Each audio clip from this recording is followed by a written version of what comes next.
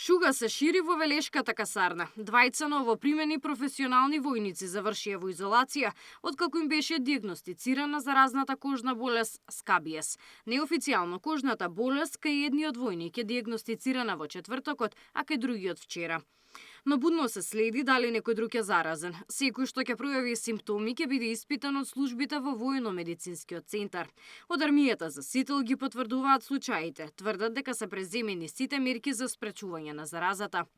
Направен е епидемиолошки надзор од страна на војно-медицинскиот центар и се постапува согласно препораките на стручните лица. Сместувањето на војниците е регулирано согласно правилото за сместување и ред во армијата.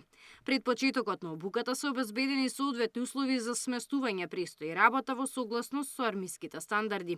Пред сместувањето на персоналот извршена е комплетна дезинфекција на просториите, а на користење се дадени чисти и испрани постелнини и кевиња. Капењето на војниците е организирано и се спроведува плански и во соодветни услови, појаснуваат од армијата. Шугата е заразна болест која ја предизвикува ситен паразит.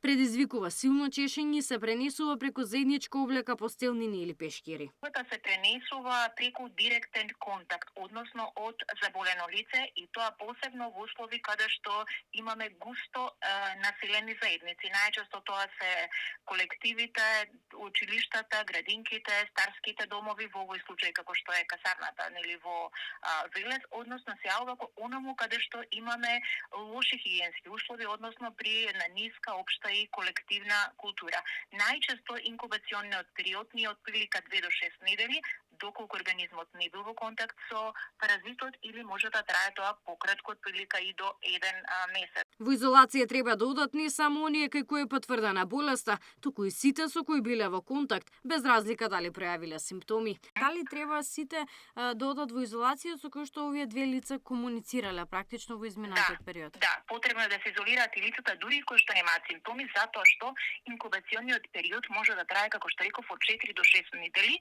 Тоа значи дека веќе тие лица се заразни и го пренесуваат заболувањето, затоа е потребно сите да бидат изолирани. Од армијата дополнуваат дека во изминатиот период се организирале настани со присуство на стотици војници. При тоа не било евидентиран ваков тип на заболување. Заразените професионални војници биле примени во АРМ на крајот на месец декември. Габриела Лескова, Сител телевизија.